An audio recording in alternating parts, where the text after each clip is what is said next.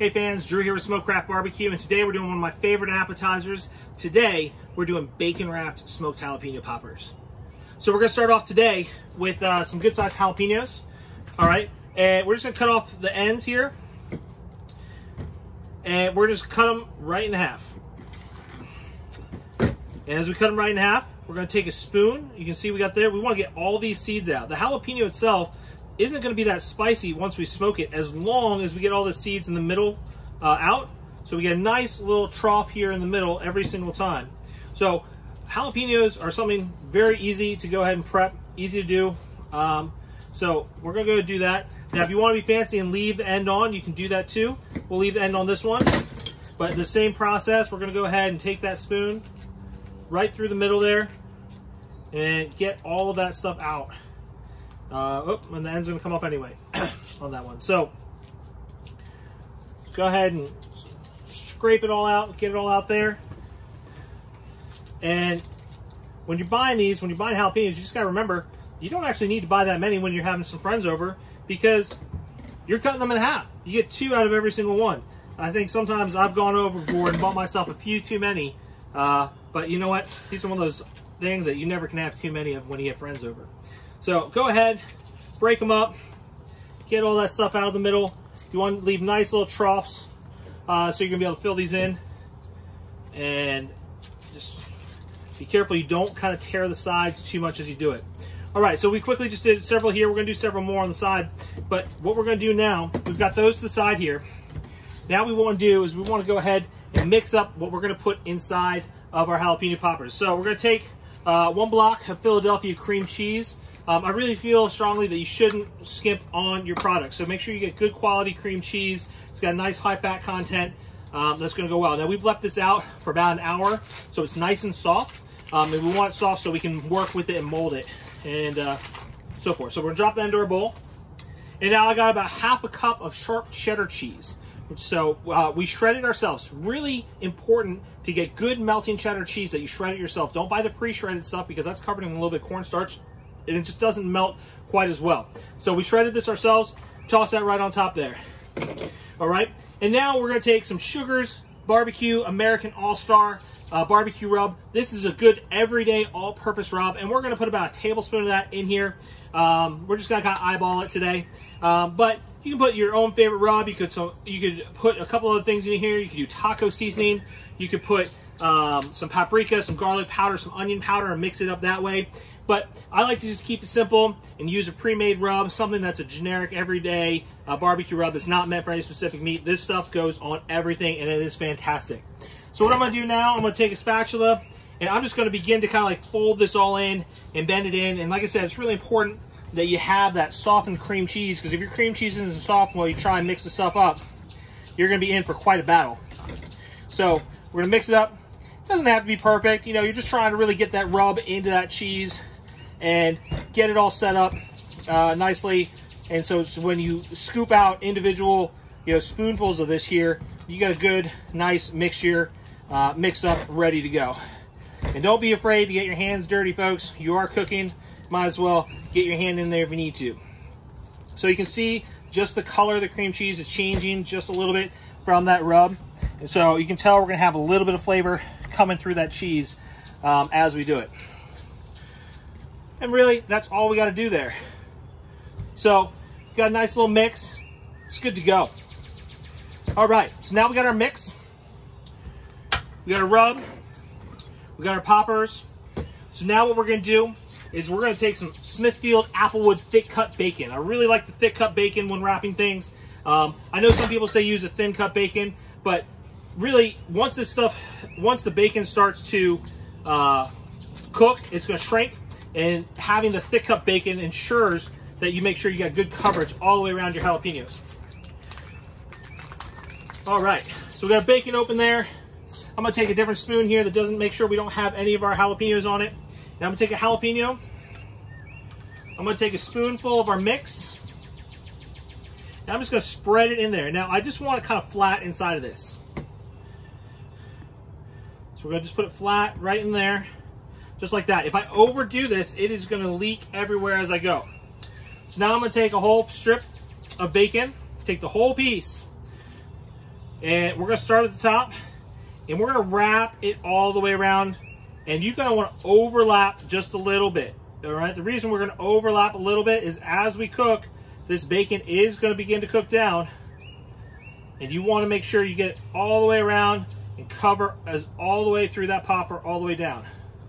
So you can see we got a nice covered jalapeno popper right there. Now these jalapenos are pretty long. Sometimes you don't get some that are quite this long, so we need that whole piece of bacon to get all the way down, wrapped around. So again, just fill in the boat, fill it in right there. Take a nice long piece of bacon and start it at the top.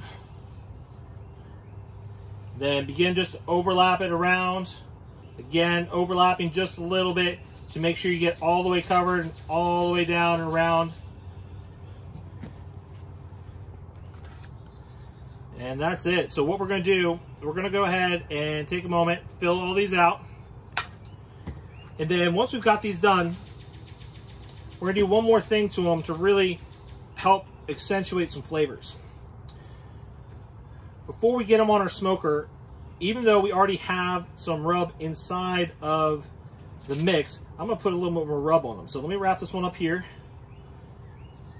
Fighting this piece of bacon just a little bit, but again, you want to wrap it halfway across that last piece.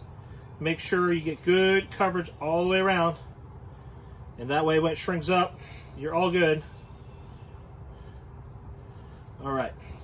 So we're going to take all of our pieces here. And once they're all wrapped up and you got them all ready to go, I'm going to go back and I'm going to grab our American All-Star once again. And I'm just going to lightly season them. We just want to put a little bit of rub all the way around. Get both sides. And you don't need to go crazy with the rub because, again, we already got a little bit in there. This is just giving a little more seasoning on the top as it smokes. And we're going to put this seasoning on probably about 30-45 minutes before we're ready to put them in the smoke. That way, these are going to begin to build up just a little bit of flavor. The bacon's going to sweat, begin to get it in it. So we're going to go ahead and fix up the rest of these jalapeno poppers, and then we'll be back when it's ready to go ahead and put them on our smoker. All right, guys, so we've had some time to let our poppers are all set and ready to go. We've let the American All-Star rub begin to get into them just a little bit. So now we're going to go ahead and get them our smoker. Our smoker is sitting here right now about 300 degrees, which is perfect because, again, we're going to cook a little bit hotter than we do in normal smoke because we're trying to get the bacon to crisp up. So we're going to go ahead and lay these in here on our 270 GS. I'm cooking over some lump charcoal here, and I'm going to add just a little bit of cherry wood because I want to get that nice sweet flavor of a fruit wood on here. You could use apple, you could use hickory, you could do whatever you want. I just happen to be using cherry today. And so we're going to get these all in here, squeeze them all in. Ooh, we want to leave a little space between. Ooh, that charcoal is hot. You open up a smoker and you got an exposed firebox, and I tell you folks, you better watch out for those flames. They'll come and bite you. So we're going to go ahead, get all of these poppers in here, and we're just going to be able to fit them all in. I got a probe down there, just keeping an eye on our temperature, making sure that our temperature is right where we want it to be. And that's it. So we're going to go ahead and close this up, and we're going to see these in just a little bit when the bacon is nice and crisp and melty. Hey guys, Drew back here with Smokecraft. So we've been sitting here, we've been waiting just about an hour and a half here for these poppers, hour and a half. And really when you want to know that they're done is you really want to just look at the bacon crispness. So we've had some cherry wood here over some oak charcoal here on a 270 GS. So let's go ahead and take a look. And they just, oh man, those things just look absolutely fabulous. So what we're going to do, we're getting pretty close to being done here. So what I'm going to do is I'm going to go ahead and I'm actually going to glaze a few of these. And I'm going to take some Sugar's Barbecue Rodeo Candy, one of my favorite barbecue sauces, and I've thinned it out. I've warmed some up, thinned it out with just a little bit of apple juice.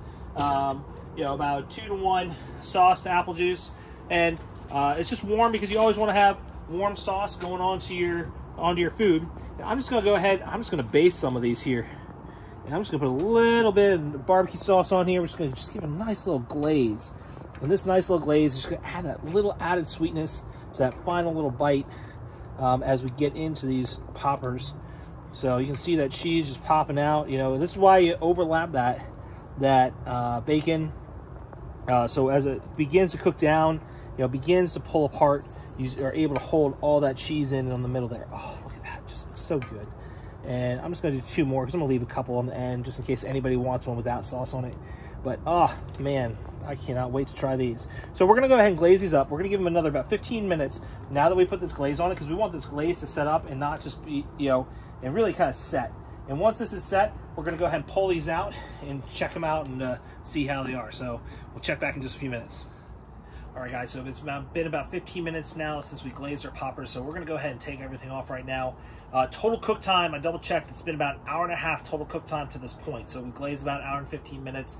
And again, your doneness just depends on when your bacon gets crispy. If you use thinner bacon, you may be done faster. Thicker bacon like we use, maybe a little longer. Temperature a little lower, higher. So the only way to tell on the poppers, frankly, is you just wanna make sure that you got your bacon done. So I got this platter here, let's go ahead and get them off. Oh my goodness gracious, just look how amazing those look. I just, oh, so good. So we're gonna go ahead and we're gonna line them up right here. Yeah, let's just take them off one at a time. Just put them right here, get ready to eat them. And we're just gonna stack them right on top of each other. Guys, this is a great party recipe. You have friends coming over, you know, game day, just friends around the house, around the neighborhood. And because I left a few, just in case somebody wanted a few without a barbecue sauce, we'll put those on the far side of our platter here, so they know that they're a little bit different. So, all right. So this is just looks so good. All right. So let's take it off. Let's get it over here. Oh man, let's get a nice close up there. Make sure we get all that goodness in there, and everyone can see how great those look. Oh, so great. Now, these are gonna be super hot because it just came off the smoke, but you know what? I can't wait anymore. It's gotten dark outside. We've been working hard on these poppers all afternoon. Let's go ahead and let's just, oh man, let's just be bold. All right, let's see how they taste. Just blow a little bit on it, make sure I don't burn my tongue on this hot cheese.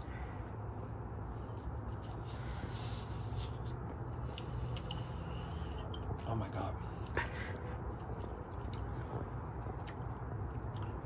So the bacon has some really nice flavors on it. You get that smoke. The jalapeno, it's got a little heat, but it's not too spicy because we smoked it and it's had time to cook. That cheese, super moist and tender. And that just a little bit of barbecue tang at the end. It's just, oh, it's fantastic. Guys, I highly recommend you try this at home. Let us know what you think. Good luck on your next cook. I'm gonna keep eating these.